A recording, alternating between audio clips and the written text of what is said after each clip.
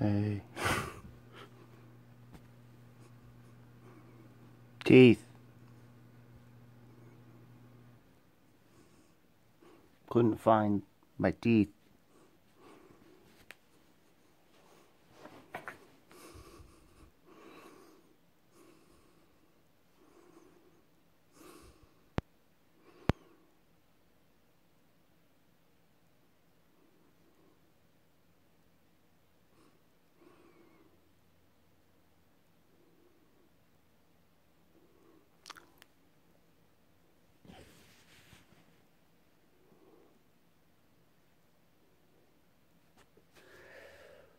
What up? Happened again.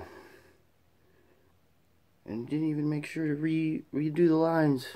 Whatever. I don't have to worry about him for a while, I guess. But anyways, Schmoedown Rockers. Well, guess what? Final week of semifinals, or at least we're getting to the semifinals now, and yeah. And now it goes down to, and before you get to that, the announcements they have made, they finally announced an undercard for the upcoming pay-per-view this Friday between Shazam and Corruption, and that is apparently a match with someone we haven't seen since the match that some people have decided to brag about that they shouldn't have really bragged about. As much other than just Stacy's moment of the year for sure, but not, I wouldn't say match of the year. I think that was a little bit overdoing it. Looking back on it, even I did for a while, and that was the Stacey Howard herself in her match with Zipper. We hadn't seen her since then, and we're gonna see her in this undercard going up against Grey Drake. Can she pull off what she did against Zipper?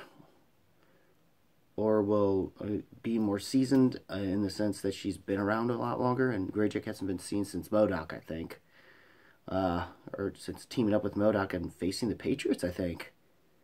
That might actually be the last time Grey Drake ever did a match. So she's got some ring rust to deal with, so it's more likely a lot of people may wind up going with Stacey Howard, but I wouldn't sleep on Grey Drake. That, and I think this is mostly just Finn Stock's excuse to finally get her to play, I guess, since he's never used her in a match. I think she's the one player that's still a part of Finn Stock's exchange that has never had a match. So I guess this makes up for that. So I think that's part of it as well. And he's I guess desperate to have something to keep Finn Stock Exchange attention at this point, and I don't blame him. But anyways, other than that, it seems also the announcement that apparently happened on the one-on-one with Kevin Smith. Apparently, his next opponent will be at Spectacular, and it will apparently be Brett Sheridan.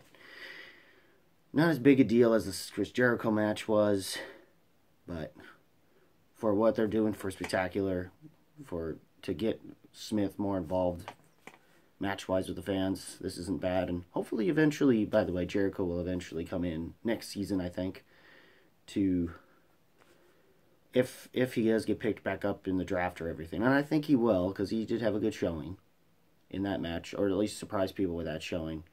But I think it's more the fact the questions were a lot easier in comparison, and it was a good easing point. But I think they will be just as well here, given Sheridan's level. So...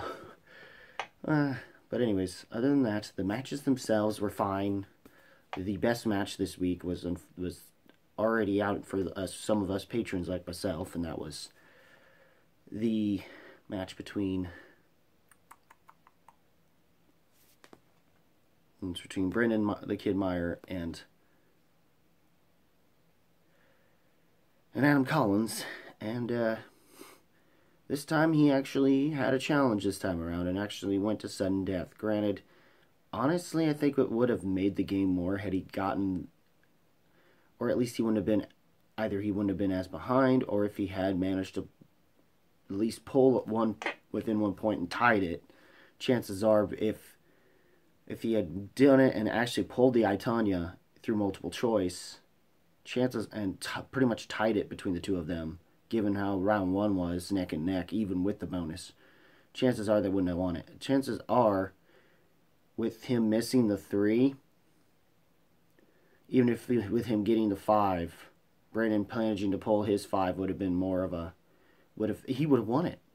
Meyer would have. So honestly, if he had just went to multiple, he said he wouldn't have, but I think he probably underestimates himself, and I think he would have, and we wouldn't be still be talking about Collins the way we were. But if not for the way this match played out, which is what Collins probably needed in order for people to actually see he has the potential to truly be to truly hang with the potentially with some of the greats, which is what he's going to have to do if he gets past Shannon Miller for the finals, through the semifinals. And even though personally at this point, if we're still wanting to have some semblance of storyline, I'd rather see Liz, just from that perspective, I want to see Liz, Shannon Miller, and Ethan in a run. But I understand if with Collins' little hype as a rookie, and then this whole Snyder Sons thing, that could work as well. But those two types of matchups are what we could wind up needing to happen, and those are the semifinals we have. And Ethan basically beat Tom, unfortunately. So as you've already kind of said, and it's just unfortunate that had to be the Friday match, given the fact. And unfortunately, pretty much the way round 2 went over decided everything essentially. And he did, despite he's somewhat more human now in comparison to what he had been before. But he had his hiccups a little bit, and I think he would have. Now, though had his hiccups here, at least this time around, it wasn't so much. It was more on him and not on Mama Din time. But anyways, that was fun. Overall, it was these were good matches. And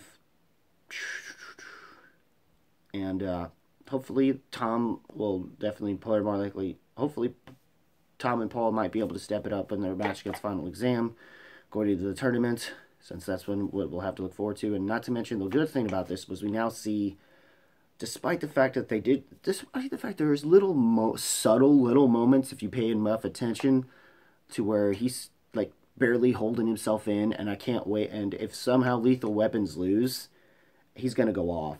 The guy's gonna go off, and it's gonna go off when he does, and it's gonna be glorious. Because he's keeping a lid on whatever he was, the Schmoedown thing for right now, and he seems he's more contained, or at least he acted like he was after that match. But I think after the match with Ben, but I think he really was still like had a few screws loose a little bit, and he's still showing a sense of that. It just has a lid kept on it because it seems he's trying for Ethan at this point, and it seems their back and forth was a way of showing that they can be a good team, and that Lethal Weapons is no longer to be underestimated, even though everyone has deception. But that all depends on how that match goes. But we shall see. And that's the only other thing about it. Even if Liz doesn't lose, that's the one thing is for gauging the teams match between Deception and Lethal Weapons. In terms of that, would be the only reason why an Ethan versus Collins I would be able to accept. So basically, Ethan needs to really.